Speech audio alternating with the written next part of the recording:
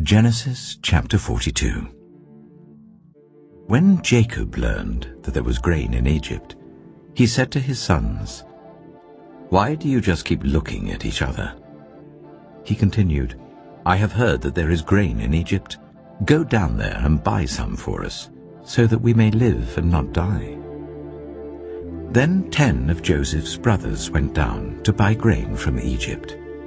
But Jacob did not send Benjamin, Joseph's brother, with the others, because he was afraid that harm might come to him. So Israel's sons were among those who went to buy grain, for there was famine in the land of Canaan also.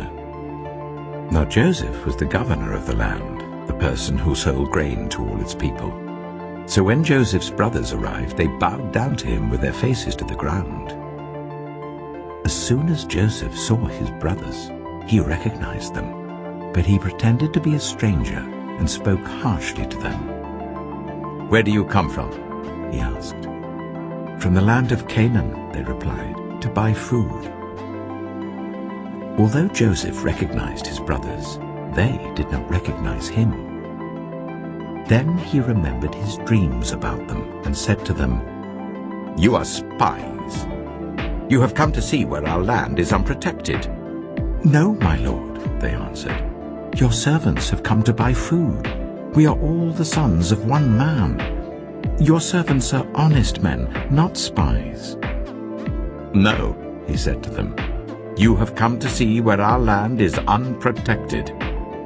But they replied, "Your servants were 12 brothers, the sons of one man who lives in the land of Canaan.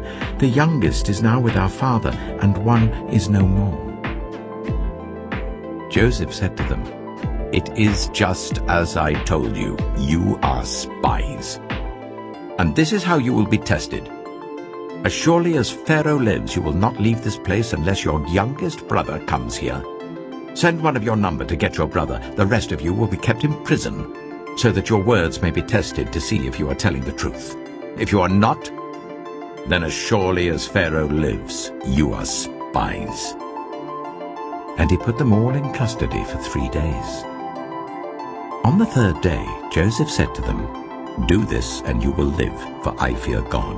If you are honest men, let one of your brothers stay here in prison, while the rest of you go and take grain back for your starving households.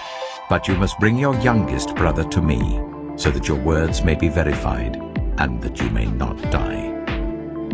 This they proceeded to do. They said to one another, "Surely we are being punished because of our brother. We saw how distressed he was when he pleaded with us for his life, but we would not listen. That's why this distress has come on us." Reuben replied, "Didn't I tell you not to sin against the boy? But you wouldn't listen. Now we must give an accounting for his blood."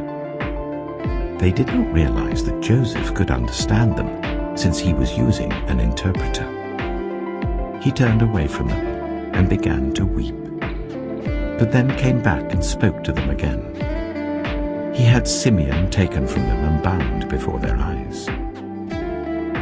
Joseph gave orders to fill their bags with grain, to put each man's silver back in his sack, and to give them provisions for their journey.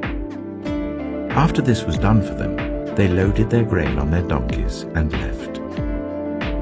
At the place where they stopped for the night, one of them opened his sack to get feed for his donkey, and he saw his silver in the mouth of his sack. "My silver has been returned," he said to his brothers. "Here it is in my sack." Their hearts sank, and they turned to each other trembling and said, "What is this that God has done to us?" When they came to their father Jacob in the land of Canaan, they told him all that had happened to them. They said, "The man who is lord over the land spoke harshly to us and treated us as though we were spying on the land. But we said to him, 'We are honest men, we're not spies. We were 12 brothers, sons of one father. One is no more, and the youngest is now with our father in Canaan.' Then the man who is lord over the land said to us, 'This is how I will know whether you are honest men. Leave one of your brothers here with me and take food for your starving households and go.